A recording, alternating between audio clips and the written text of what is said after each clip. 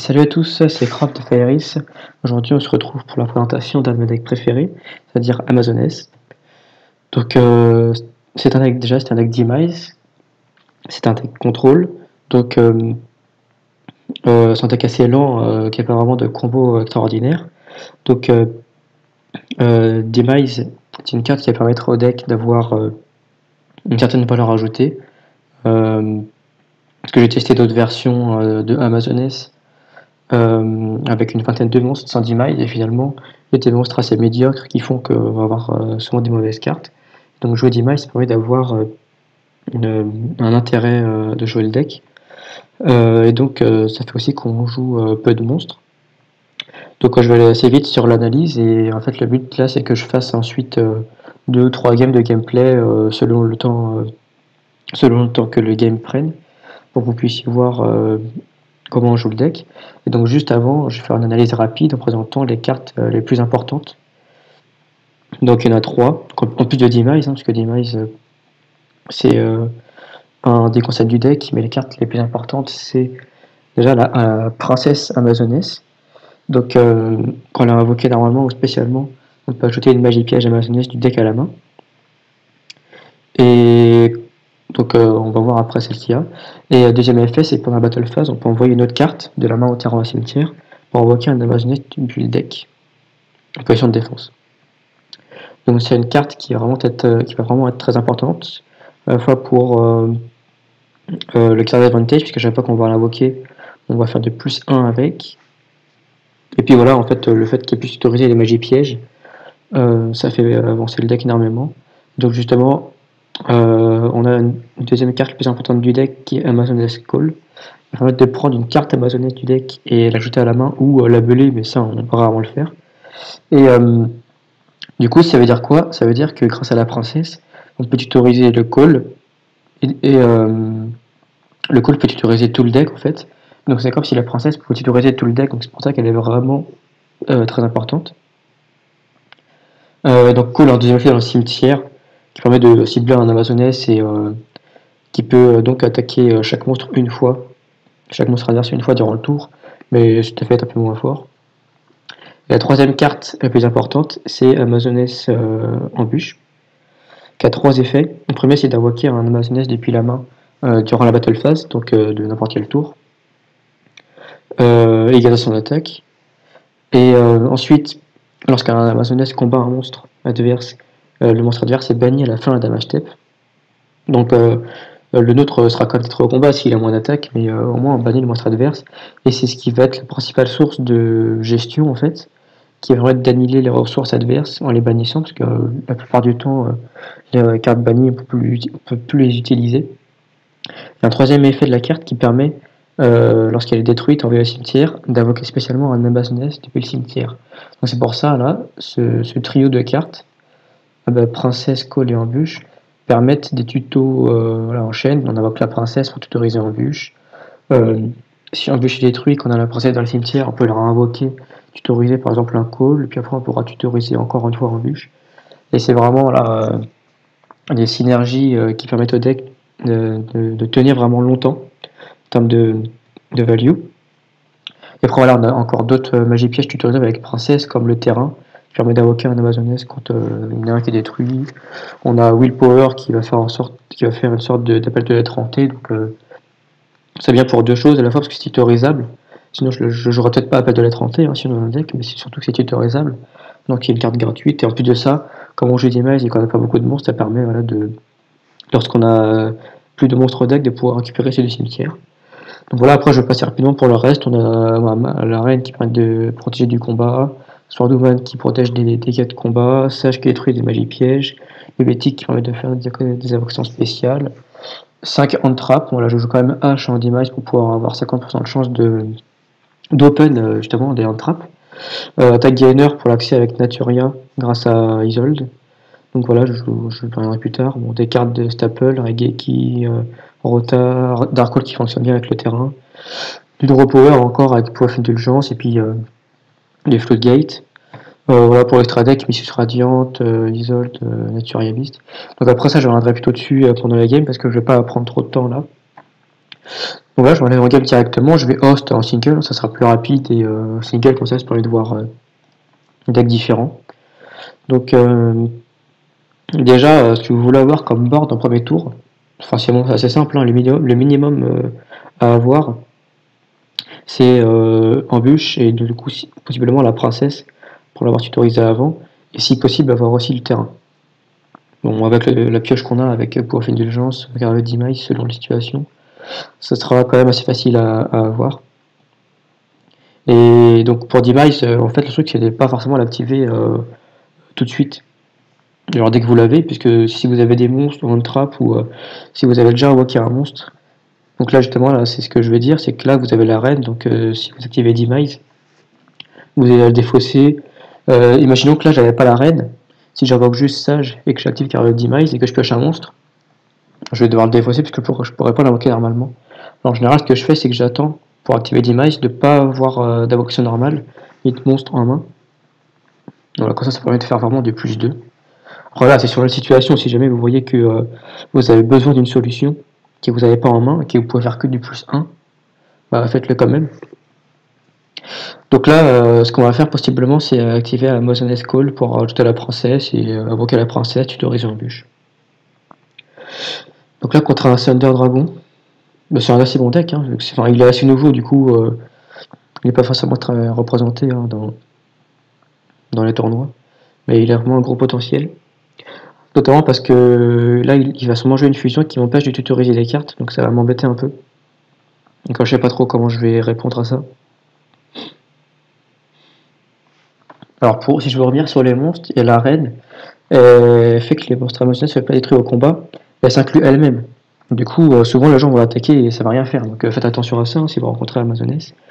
Et en soi, c'est pas trop dérangeant, mais c'est plus si vous avez un bûche sur le terrain que l'adversaire attaque la reine, bah, il va être banni, donc il faut faire attention. Bon, après, moi ça me dérange pas.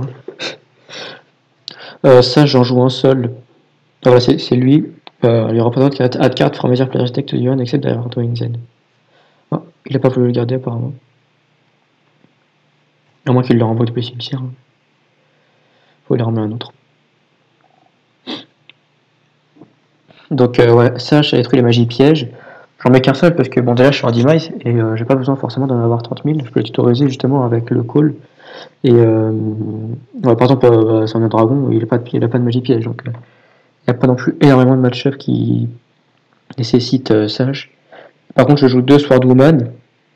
En fait, Swordwoman, je vous redis ce que ça fait, c'est que l'adversaire prend tous les dégâts de combat que vous devriez recevoir à votre place. Donc vous prenez rien. Et en fait, ça paraît quand même assez bof, mais finalement, dans ce deck-là, Amazoness, vous avez bien vu, la princesse a build son attaque, et comme je vous ai dit, le but pour annihiler l'urgence adverse, c'est d'utiliser la piège continue, qui va permettre de bannir... je peux l'activer? Ah oui, je peux pas ajouter de cartes de mon deck en les piochant. Là, vu que c'est pas de la pioche, je peux l'activer. Donc c'est parfait.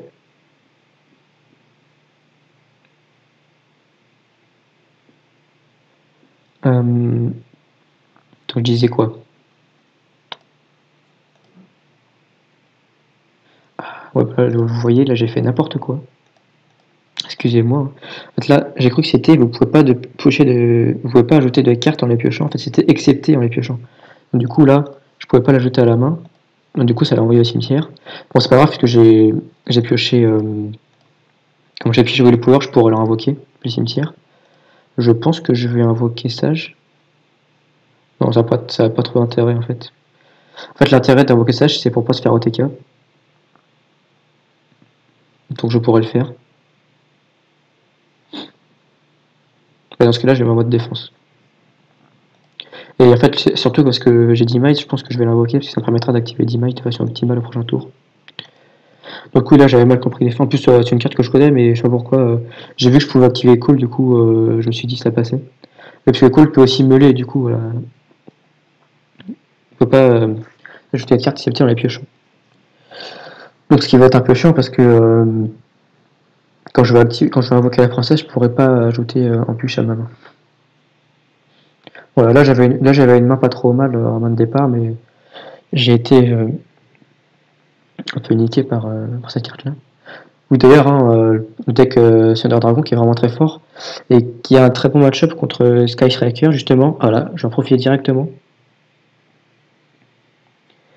pour faire ça. Et en fait, il faudrait plus activer ça directement. Parce que je vais profiter qu'il n'ait pas la fusion pour faire ma tuto. Sinon, voilà. Hop, je tutorise Call. Donc là, pour le tuto, c'est très important. Quand vous êtes pendant votre tour, que vous invoquez la princesse et que vous n'avez pas encore embûche, il faut tutoriser embûche. En tout cas, moi je suis partisan de ne pas tutoriser Call. Parce qu'en fait, ce que vous pourriez faire, c'est tutoriser Call et après tutoriser embûche. Comme ça, vous avez déjà le call au cimetière si vous voulez faire l'effet de call dans le cimetière, là, comme j'ai dit tout à l'heure. Sauf que moi je suis partisan de tutoriser directement embûche pour laisser les copies de call au deck. Et voilà, pour avoir plus de chances de piocher voilà, des bonnes cartes comme ça. Donc là, ça va, il l'a enlevé, du coup j'ai pu faire ma tuto. Et par contre, pendant le tour adverse, il faut tutoriser call, parce que si jamais vous tutorisez embûche et que vous piochez une autre copie d'embûche à votre draw phase, vous en avez deux, donc il vaut mieux attendre de voir ce que vous piochez avant de tutoriser call, de tutoriser embûche. Donc voilà, pendant votre tour, tutoriser embûche, pendant le tour adverse, tutoriser call.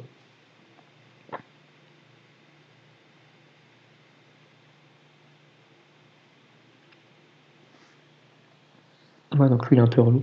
Je disais sur le dragon, c'est un très bon match-up contre le Sky Striker. Parce que justement, il y a celui-là, là, Super Bolt, c'est un dragon, qui fait que l'adversaire peut pas du tout faire de tuto. Il peut juste piocher. Et Sky Striker, s'il peut pas tuto, c'est assez compliqué pour lui.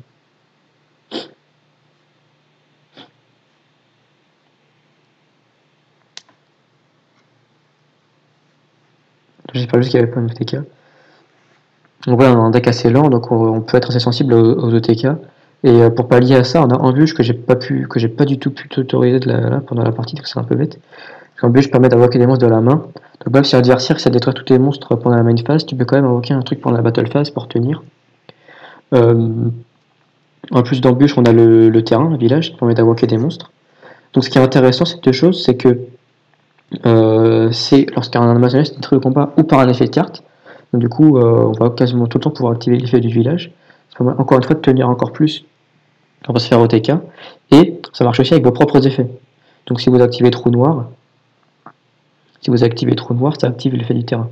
Le problème, c'est que le terrain, c'est un effet when. Donc lorsque votre Amazoness est détruit, vous pouvez invoquer un monstre build deck. Du coup, ça fait le fameux miss timing. Donc si y a un effet qui détruit puis qui fait autre chose en même temps, enfin après, vous ne pourrez pas activer l'effet du terrain. Et c'est ce qui se passe par exemple avec le Tyranno, là, le boss monster des dinosaures. Quand il met tout face verso, il détruit puis il affiche 1000 points de dégâts. Et du coup, ça active pas l'effet du terrain. Et c'est assez embêtant.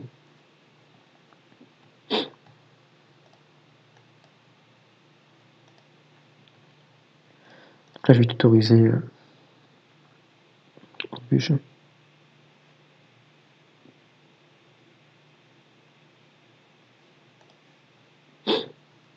Donc en plus d'embûche et du terrain pour tenir aux ETK, vous avez le bébé tigre qui peut s'invoquer lorsque vous avez invoqué un monstre Amazoness. Donc là c'est pareil, vous avez un bûche qui est détruit, vous invoquez une carte, vous invoquez le tigre, etc. Alors là ce que je fais, lui en fait c'est quand un Thunder est activé depuis la main, tu peux être une carte sur le terrain.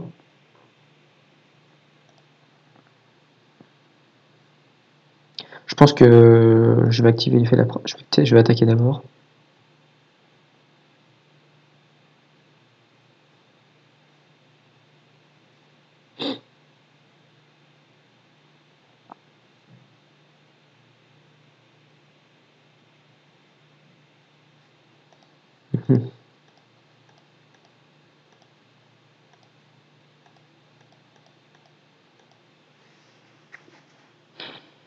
C'est un peu embêtant.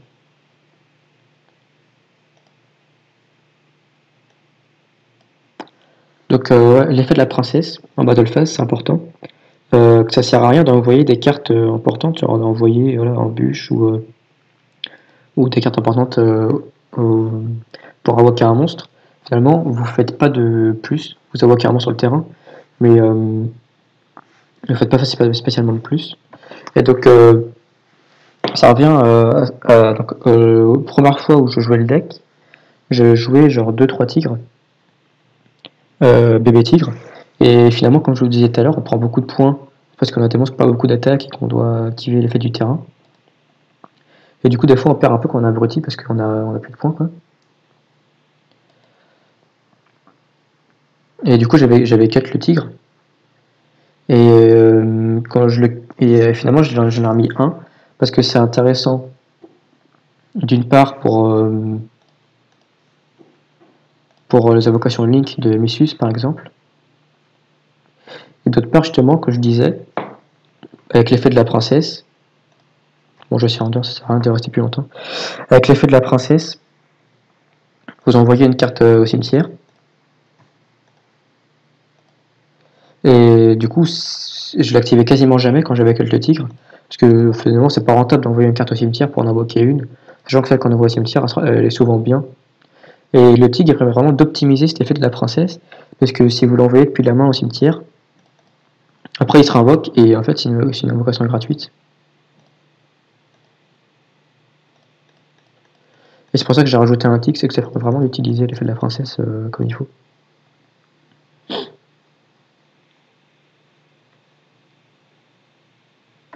Donc là vous voyez, je pourrais activer d'image en imposant 1, mais je risquerais de pêcher un monstre que je pourrais pas invoquer. En fait, étant donné que j'ai 2 demise, je me dis que ça va mettre 3 points avant que j'active les deux si j'active pas maintenant, donc je l'active. Et même si je défausse un monstre là,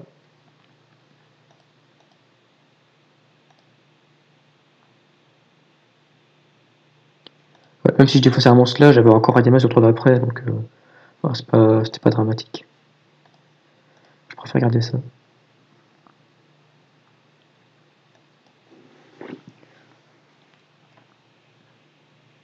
Donc pour d'urgence, je vous dis ce que ça fait, c'est qu'on bannit soit 3 soit 6 cartes de l'extra deck, donc face down, et on pioche une ou deux cartes du coup. Donc vu que l'extra deck je m'en fous un petit peu, hein, j'ai des synergies mais pas forcément très intéressant, enfin c'est pas forcément indispensable. Du coup c'est juste un peu de cupidité. Avant je jouais Duality, ça c'est une nouvelle carte, hein, donc je l'ai ajouté récemment. Avant je jouais Duality, finalement ça faisait du 1 pour 1, et il y a la contradiction, vu qu'on peut pas invoquer spécialement. Contradiction avec la princesse, avec un bûche, avec le terrain, avec si jamais on voulait invoquer des links. Et en fait avec Device on a cette restriction là aussi, sauf que quand on fait tellement de plus que finalement je dis c'est pas trop grave. Mais ouais, du coup Duality j'ai préféré l'enlever. Ah, il joue plus sur un deck burn. Donc voilà, je parlais de princesse, de Bétique, la reine amazonesse, en bûche. Donc pour Isolde, parce que les amazonnesses sont tous des guerriers terres, hein, donc accès à Missus, accès à Isolde. Isolde permet d'invoquer le Saturniseur niveau 1 que vous avez vu, attaque gainer, et pour avoir accès à bête naturelle. Par exemple, contre le Trickstar, là, j'aurais peut-être instant le gagner si jamais j'avais mis bête naturelle. Et donc, en fait, dans mon deck, j'ai 3 niveau 4 et 3 niveau 3 avec les princesses. Mais j'ai choisi de mettre un Saturniseur niveau 1 et pas 2, puisque ça fait moins de cartes à mettre dans le deck en niveau d'équipement. Et pour ce qui est de la magie d'équipement, je choisis de mettre Bone Mirror Shield. Simplement parce que si je la pioche en main de départ, je peux l'équiper à un monstre matériel de Isolde. Et quand il envoie au cimetière pour avoir Isolde, ça revient dans le deck. Ça permet de pas brick activer l'effet de Isolde dans tous les cas.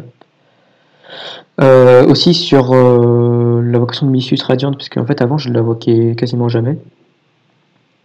Avant je l'invoquais quasiment jamais. Et en fait, il faut imaginer sur un tour 1, j'ai la princesse en bûche, et imaginons que j'ai eu un bébé tigre par exemple. Dans ce cas-là, moi je me disais je vais laisser les monstres amazonais sur le terrain parce que j'ai en bûche, du coup j'ai envie de bannir les monstres adverses. Mais maintenant je me dis, en fait il faut invoquer Missus pour 2 raisons. La première c'est que si vous invoquez pas Missus, sur un premier tour vous avez rien dans le cimetière, et donc si l'adversaire détruit en bûche, vous pouvez rien invoquer.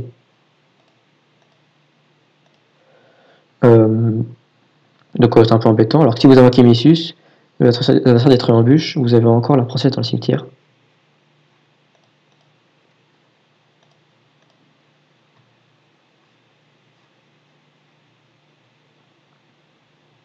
Et pareil, et donc pour ce que je disais, c'est bête parce qu'on n'a pas d'Amazonas pour le combat. En fait, si l'adversaire détruit Missus Radiante, de toute façon, vous récupérez la princesse à la main que vous pouvez invoquer avec l'embûche. Donc finalement, ça a que des avantages d'envoquer Missus.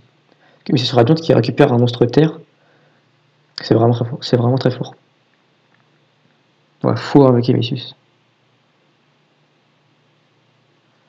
C'est vraiment embêtant parce que je suis obligé de piocher vu que j'ai pas de monstre.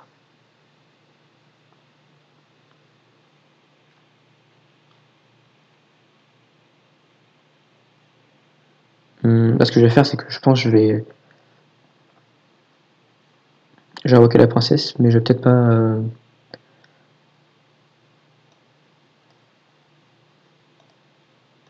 tutoriser. Si je tutorise, il me fait 800 dégâts. Donc je pense que c'est pas vraiment viable. Là, c'est-à-dire que je suis qu'à 800. Là, je pourrais activer l'effet.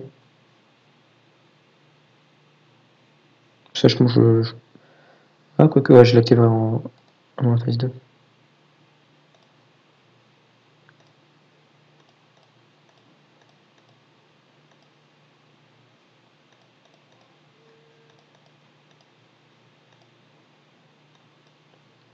Donc voilà, Missus, hein, c'est important de l'invoquer. Hein. C'est pareil, même moi, alors que je fais longtemps que j'ai joué le deck, c'est seulement depuis peut-être un mois où je me dis qu'il faut invoquer Missus. Donc, même si c'est pas un deck hyper compliqué à jouer, il y a quelques trucs quand même, faut faire gaffe. Enfin, en tout cas, qui sont pas forcément évidents, quoi. Ça mérite réflexion.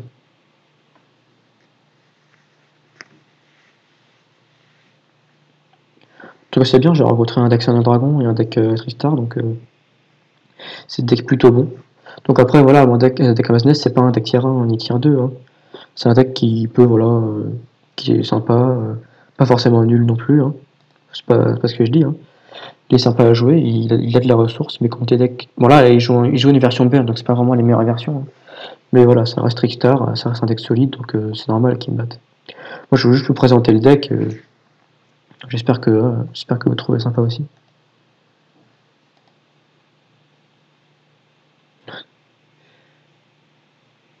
Qu'est-ce qu'il fait? Ça, tu vois, c'est assez con.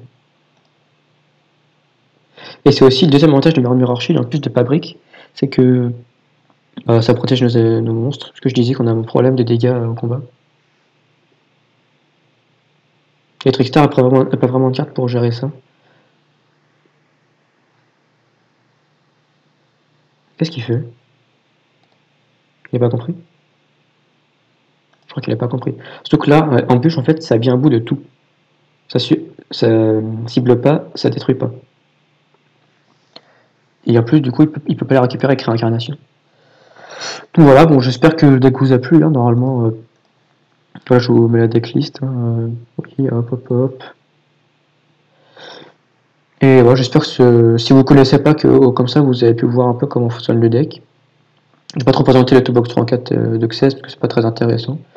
En tout cas, voilà, si vous avez des suggestions, des questions ou des améliorations à faire, hein, n'hésitez pas dans les commentaires et je vous dis à la prochaine pour une prochaine vidéo.